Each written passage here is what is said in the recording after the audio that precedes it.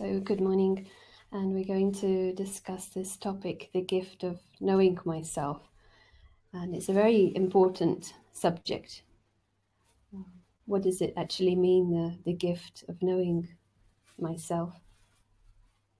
So ordinarily we know ourselves through our activities and we get praised for them, and through our roles. So we're not really talking about that, the gift of knowing the self. It's not also anything physical. These days selfies are so prevalent, so we know a lot about this side, and maybe more than ever we know about how we look and more concerned about it. So the gift of knowing the self, it's more a discovery. So there's an invitation to consider, what does it mean to you? And there's one really nice quote by Carl Jung. He said, the privilege of a lifetime is to become who you really are. So in a way, it's a paradox. So it's a privilege to become who you really are. What does it mean? So we are becoming clear about who we are. In a way, we can be distracted from who we are by society, or we allow ourselves to be distracted. So in society, I often say, who is your other half? And this phrase is used. Not always, but it can be used. And I saw something recently, someone wrote, I'm not looking for my other half because I'm not a half. So who we really are, sometimes we give that sense of identity away to other people. Or we might be so closely associated with our job that becomes who we think we are. And this leaves us vulnerable and distracted. So someone criticizes the job and says that's not a good job, and I get pulled from my sense of security. And people, they change, relationships change. Recently there was a discussion and someone said that their relationship finished suddenly, and in a way she didn't, the thought wasn't about that maybe it was meant to be. She was so sorrowful. And understandably, we get into these relationships and we have expectations. And in this situation, she said there was a lot of trust. But after a while, people change, and very suddenly it ended. So in a way, society seems to think it's normal to have these ups and downs. And we watch soap operas and we get lost in them, and we maybe enjoy them. And it seems to be the rough and tumble of life. But what we get left with is quite a messy mind, in a sense. We need to, if we want to have that nobility of the self, that stability inside, we need to, as if, clear some space to acknowledge that, the self. And I'll just give you one story which was told to me, and it's the organization I'm associated with, which is Brahma Kumaris. And in the headquarters, one elderly gentleman went to see one of the very senior yogis. And this elderly gentleman was very sick. In fact, he had cancer. And he was maybe in his final days. And so he went to see the senior, and the senior was giving good wishes to everyone. And when he saw this elderly gentleman, he looked him in the eyes and he said, when you go to the hospital, and it was quite clear that he wasn't really going to come out of hospital, he was very near the end. He was told, when you go to the hospital, you're there to give. You're there to see the others in their highest form. And so spiritually speaking, to see the nobility in them. And that seemed very, very beautiful. In a way, even in the last few days of his life, he was the gift. And how elevating is that, in a way, we can play with these ideas. This as if indicates that there's something that we always have to give, that we ourselves can be a gift. So what is that? In this case, he was brought to something higher that's maybe beyond the physical, maybe beyond the last few days. And we can also explore an analogy. with this. And I'll tell you a story which we can build on. I think everyone likes stories. So this story, there was once an eagle, and he laid an egg, and it was put amongst the chickens, and it hatched. And that eagle believed over the years that he was a chicken. In fact, everyone around was a chicken. He was taught how to be a good chicken, and everything was normal, except there was a feeling inside that there was something missing. But one day he looked at the sky and he saw that there was this amazing sight. There was this freedom. There was an eagle flying in the sky. So he looked at that eagle and felt, what a wonder. And there was something inside as if missing. So in a way, this is our story. And in this story, unless there is a realization for the eagle, unless someone comes and tells that he is an eagle or helps him to use his wings, he may even die thinking that he's a chicken. And so in this way, we can think about knowing the self, the gift of knowing the self. Maybe there's something much, much greater than this ordinary identities that we have, which in this analogy is like at the chicken level. And I think the main thing with this story is we may be distracted by being a good chicken. I don't know if this resonates, if it makes sense. And we can have some questions at the end to discuss.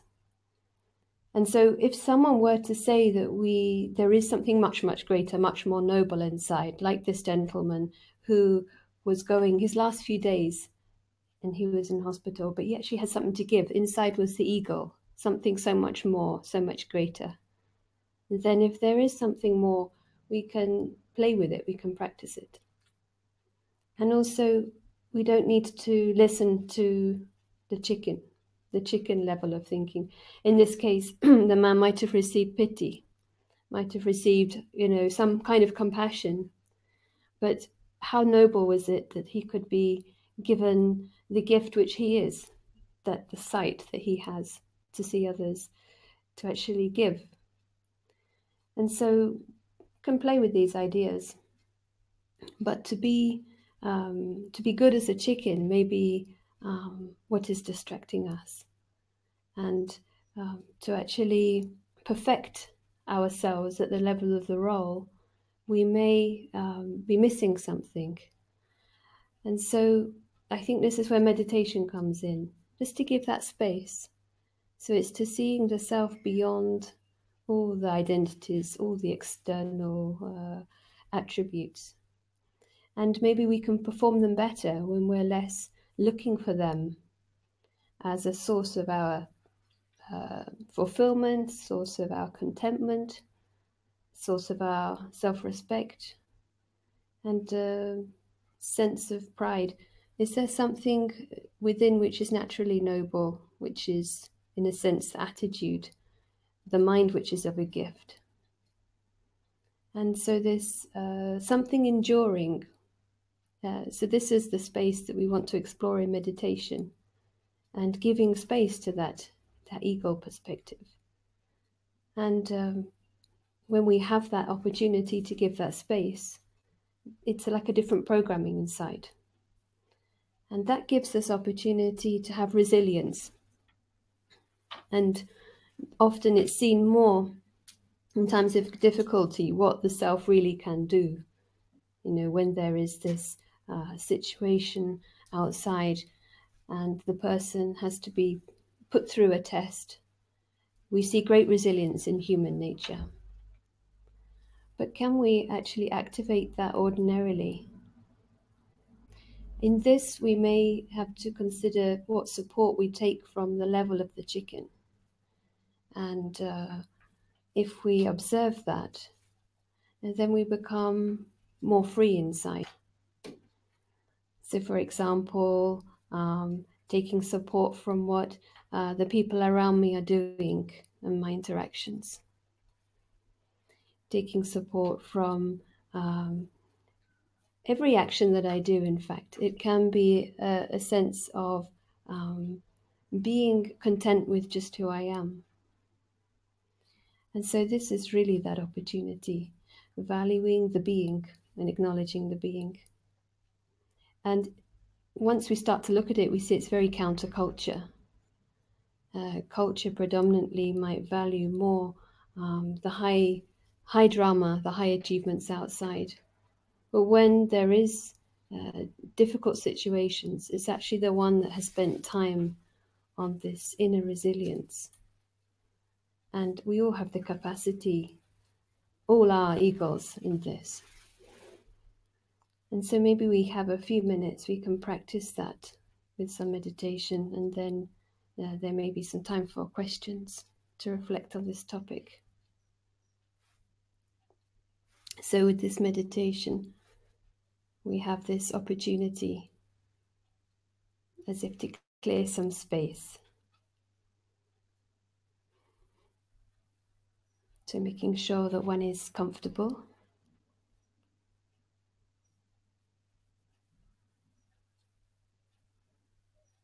And it is a great privilege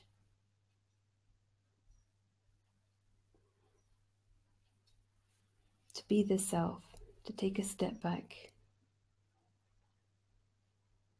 In this, we as if see the being as separate from everything exterior, the roles, the outer world.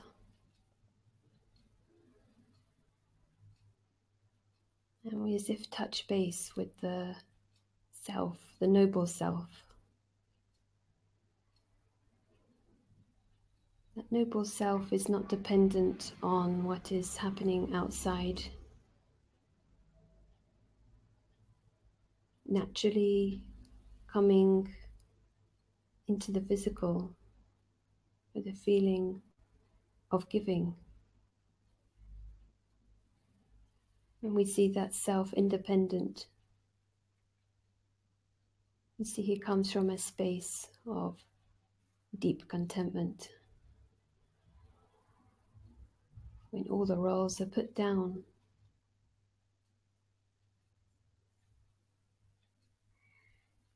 we can connect to something which is beyond change. So a deep relief to connect with that in this moment, not needing anything, not needing anyone to be complete.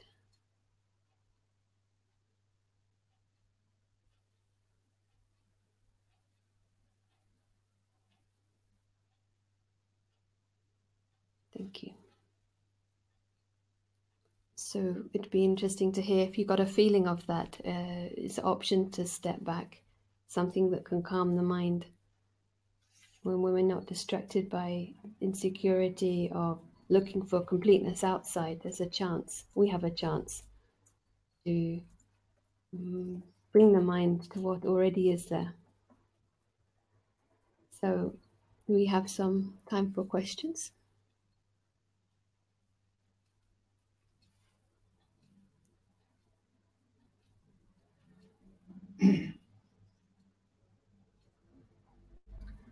The first question, once we know we are not chicken, what can we do? It's a big step to know that we are not the chicken. I think sometimes we get caught when we're so identified with the chicken level. There sometimes is a little bit of time before we fully understand what the eagle is.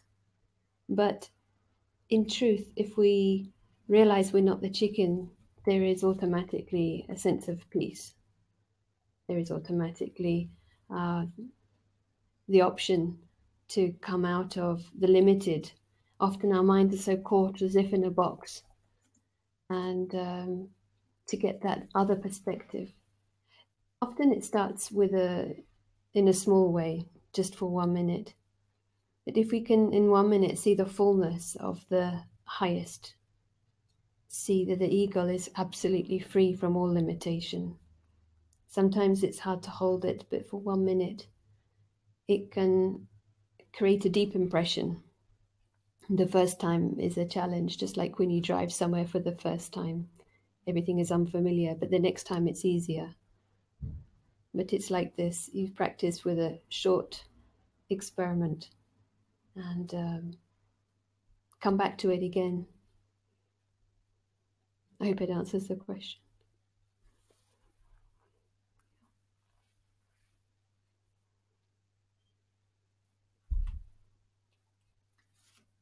Another question is, do you think that we are still behaving like chicken?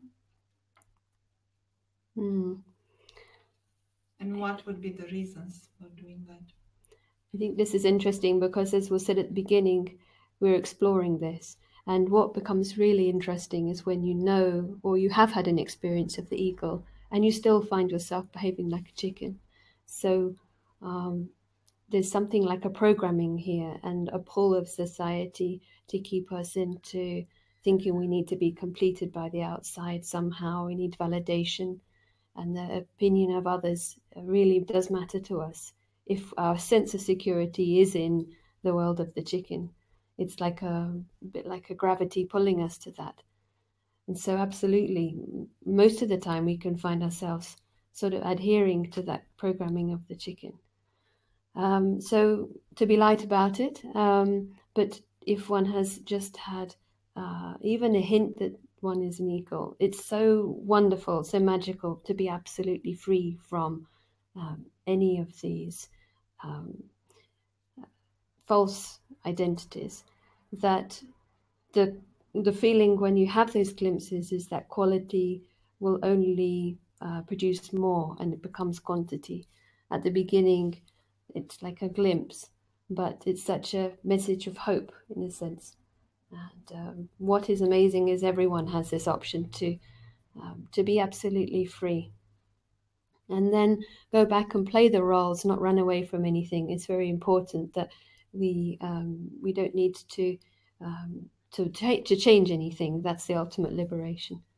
But to be not defined by, you almost feel yourself to be a part in a story, and you can be very light about the role. But if it changes, you're also light.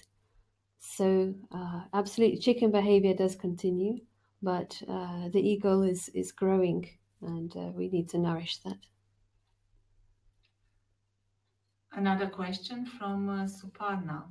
What would be the best support system to keep one resilient to outside forces?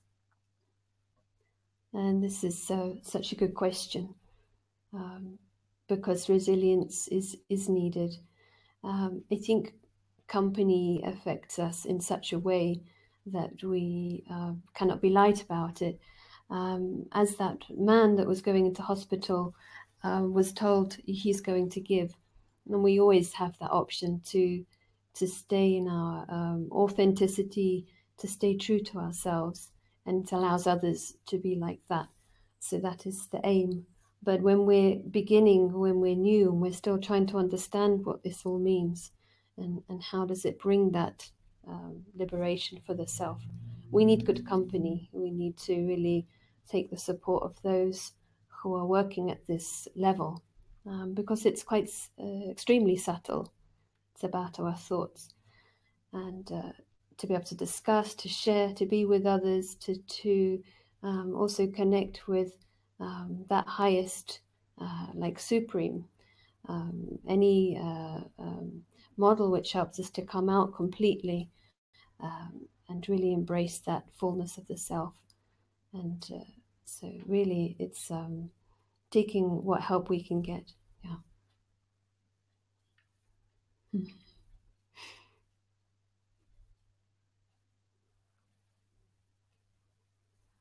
These are good questions. It raises a lot of questions, eagle and chicken.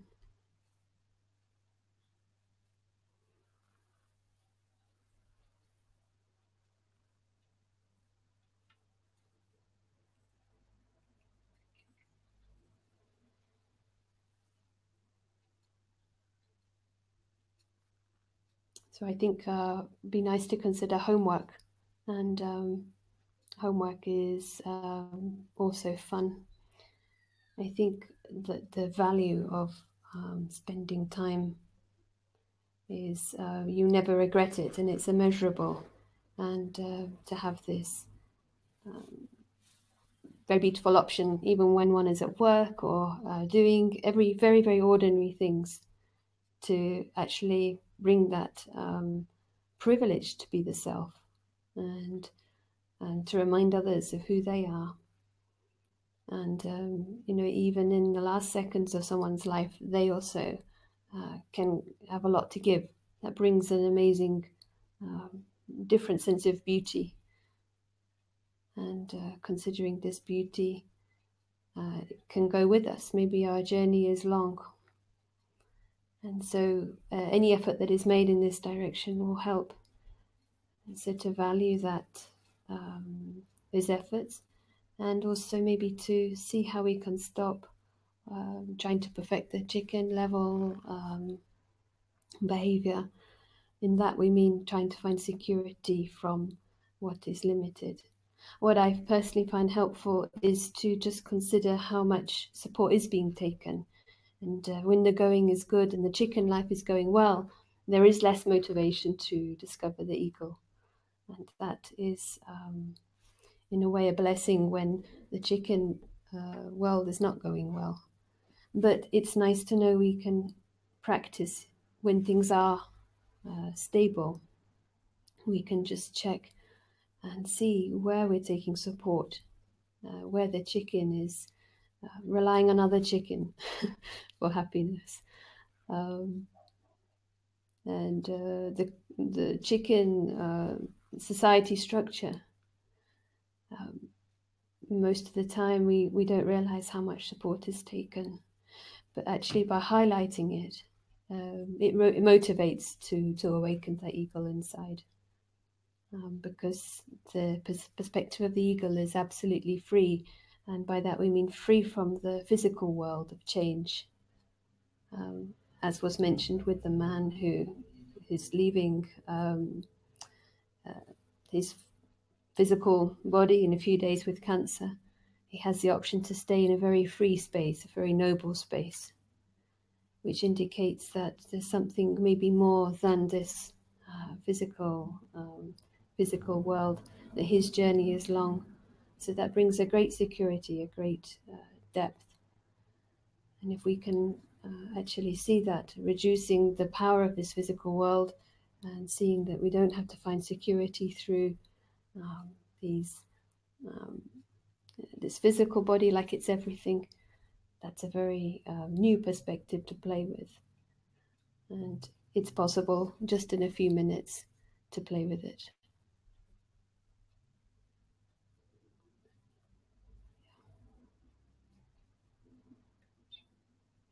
So thank you for everyone's attention, and something to play with, and we can take it further.